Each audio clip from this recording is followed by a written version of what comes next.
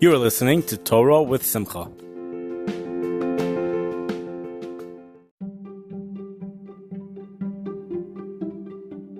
Motzei Shabbos, August 31st, 2024. Motzei Shabbos, Parshas Re'eh.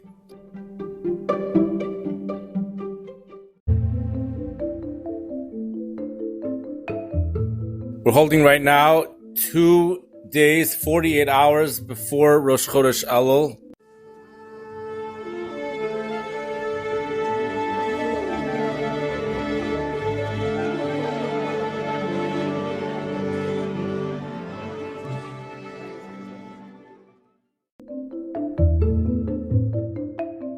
Parshas Re'eh, Motzei Shabbos, Parshas Re'eh, and the minhag in Klal Yisrael was to learn the 6th perek of Perkei Avos this past Shabbos.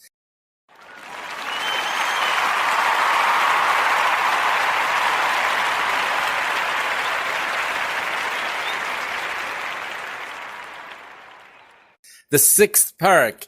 We try to finish Perkei Avos before Elul, and then we start again. Next Shabbos we go back to Perek Aleph. But the 6th perek, again, that's perek Kinyan HaTorah. So we go to perek Kinyan HaTorah, which also, at the end, I'm going to mention something from Rabbi Herber Zatzal, because this perek, just when you get to Kinyan HaTorah, I do think of him. So on the Shazak app, which comes from Chabad, they pointed out something that for some reason it's slipped my mind for a number of years. Dovi, what? Could be based on Rashi. Yeah. Why not? It's Chabad could do it on Rashi too. So Moshe Rabbeinu says that he's not a man of words. And then comes Sefer Devarim. Devarim means words. The entire Sefer was said by Moshe. This is Moshe speaking. How did he become a man of words? He went from not being a man of words. That's this part of the humor, a Kodesh Baruch Hu's sense of humor. The reason why we need that, by the way, the humor is when two opposites are coming together. That's where you see the Yad Hashem. When you have the two opposites coming together, you have the boy, the leader of the Jewish people, the baby boy growing up in the palace of Paro himself. Meanwhile, he's throwing all the baby boys into the Nile River. Those are the two opposites. That's when you see Hashem's running the world.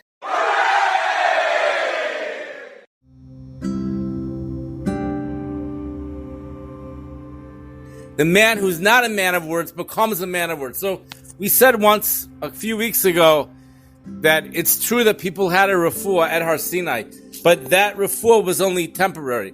It's when Moshe Rabbeinu completed, at that time, the Torah Shebichsav, which went through Sefer Bamidbar, then he became a man of words. So comes Devarim. Originally, Devarim was Torah Shebal Peh. Then HaKadosh Baruch Hu said to include it as Torah Shebichsav. But this was Moshe Rabbeinu teaching Klal Yisrael. He became a man of words. Okay, now listen to this Mishnah. With that mind and thought, we go to this Mishnah, Mishnah Aleph Perek Vav. This is Mikdash Yirmiyah. It says, Kol ha'osek b'Torah l'shma, zoicha l'dvarim harbe. Anyone who involves himself in Torah learning for the sake of heaven, he merits many things. V'lo, the Mishnah says, and not only that, but, and then it continues to say what it says. But it doesn't tell us what the many things are. So Zok here in the Mikdash Yirmiyah, Yesh levar dvarim harbe. There is to explain what does dvarim harbe mean. Dvarim is milashon dibor. It's from the language of speech.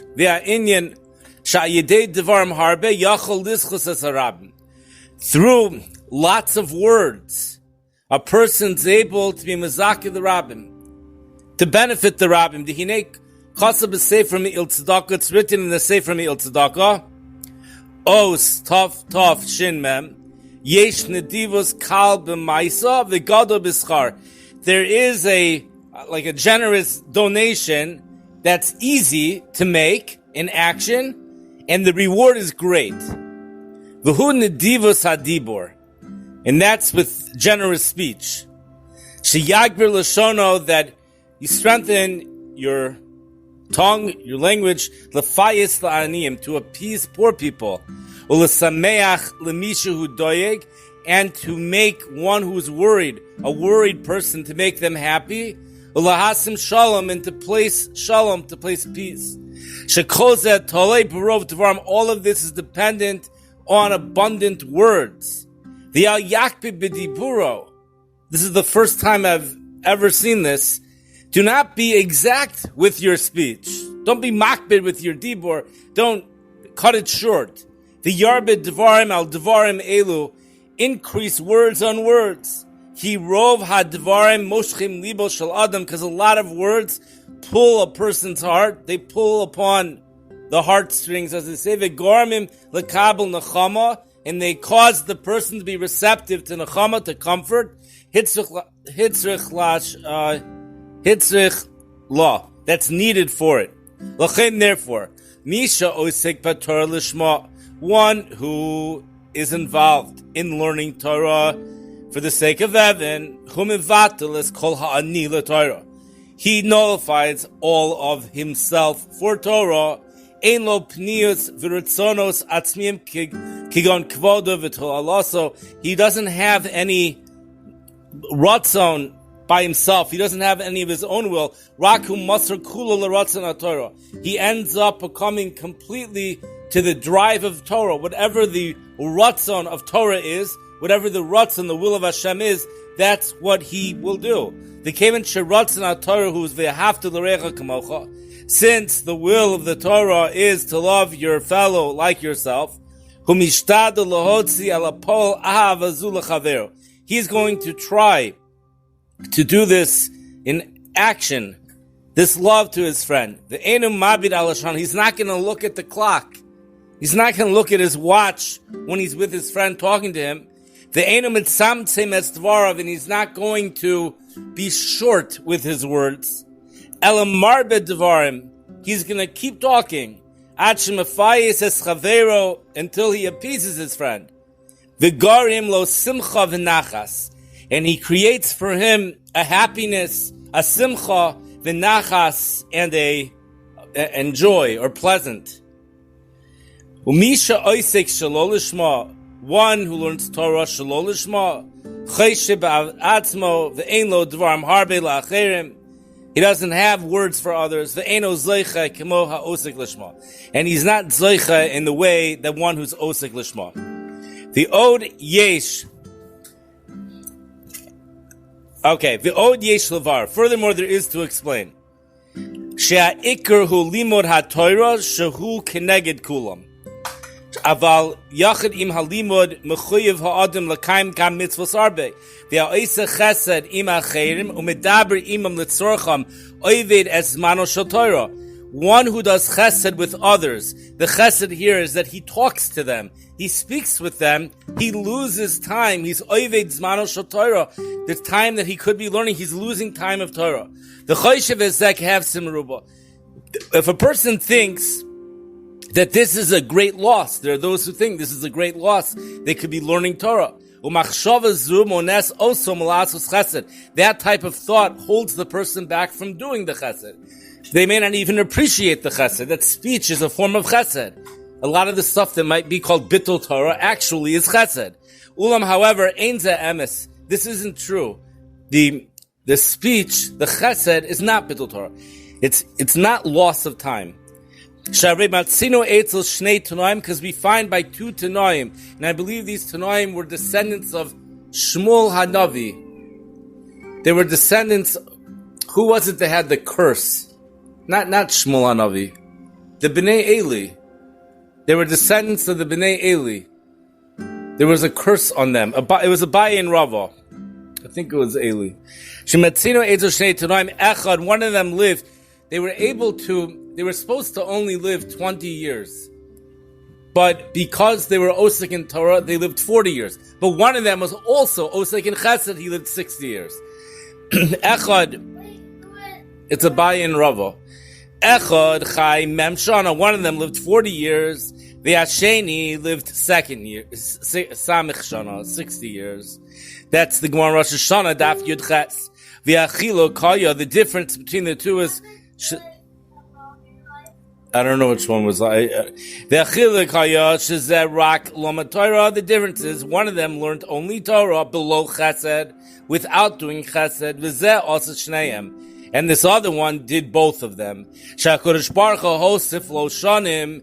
HaKadosh Baruch Hu increased his years b'shvil haChesed, because of the Chesed she'asa, because of the Chesed that he did, shemevater al zmano b'shvil hacherim.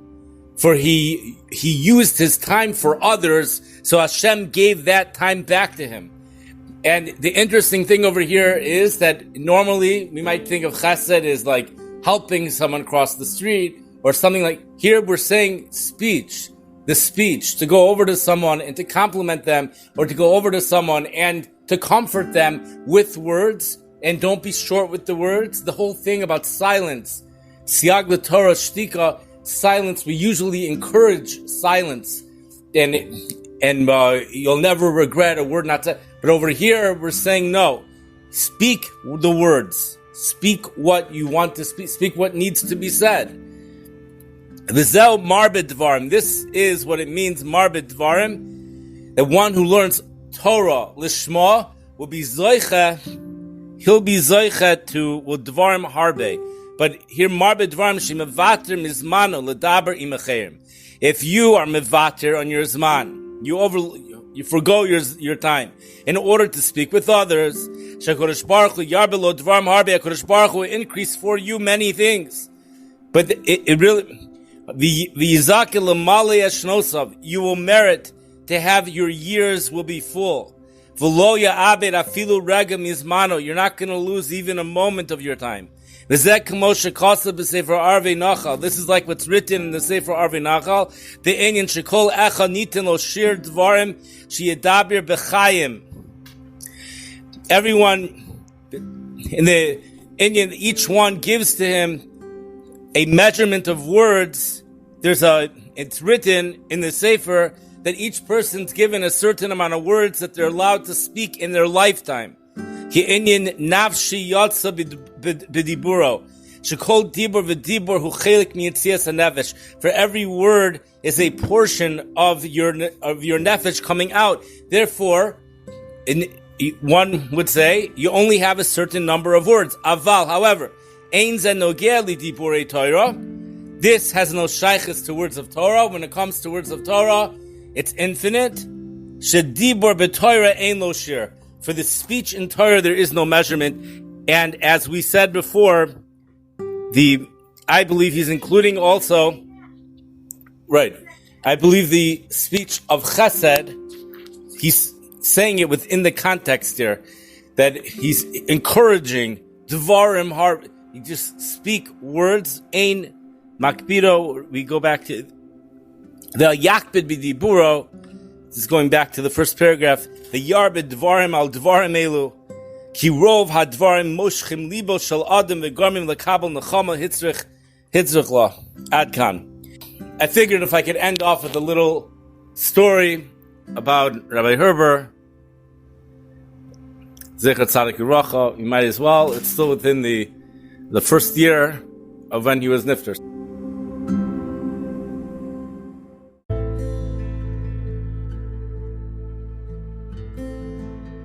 So, here we go. Rabbi Greenblatt mentioned this. I was there when this happened, so I happen to know. So, as you know, when you're in a shul, by every bar mitzvah, the Rav speaks about not just the bar mitzvah kid, but speaks about the family of the bar mitzvah kid. The question is, what happens when the Rav's son is being bar mitzvah? So, who's going to speak about the kid? Who's going to speak about the family? Because normally the Rav speaks about the family, but here the Rav isn't going to speak about himself. It just doesn't, it doesn't sound too good. The Rav is speaking about himself. So, Rabbi Greenblatt.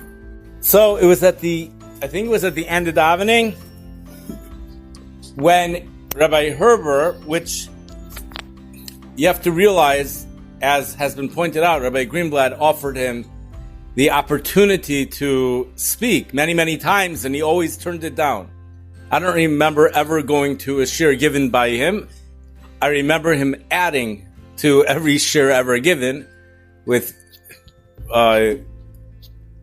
he would be in the back and he had plenty to add.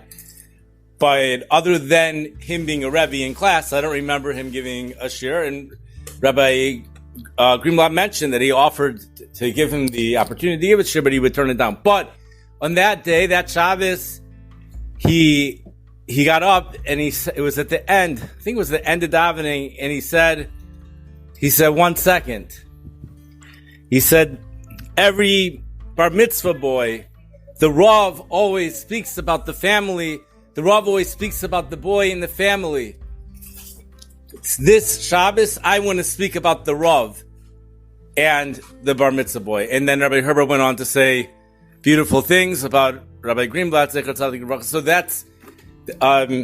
that's something which I think is consistent with what you see over here, the very first Mishnah that says anyone who learns Torah, Lishma, he's zoiche ledvarim harbe.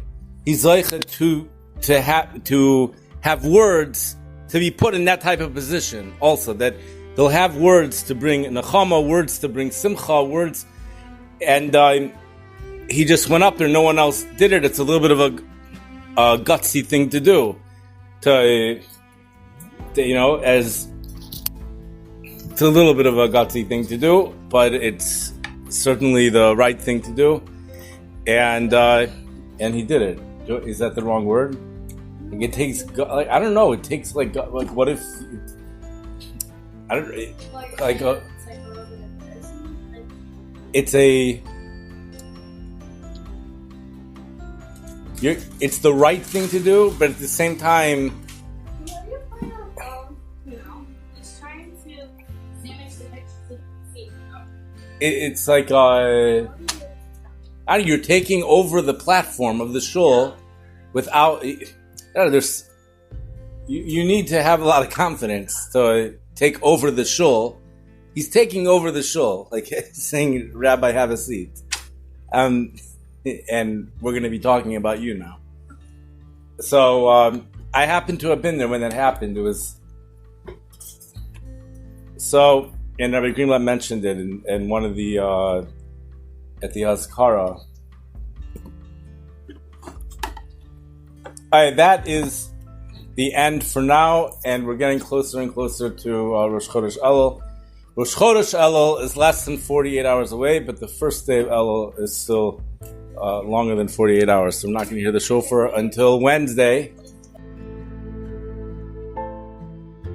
Good luck. Thank you for listening. I wish everybody a wonderful week.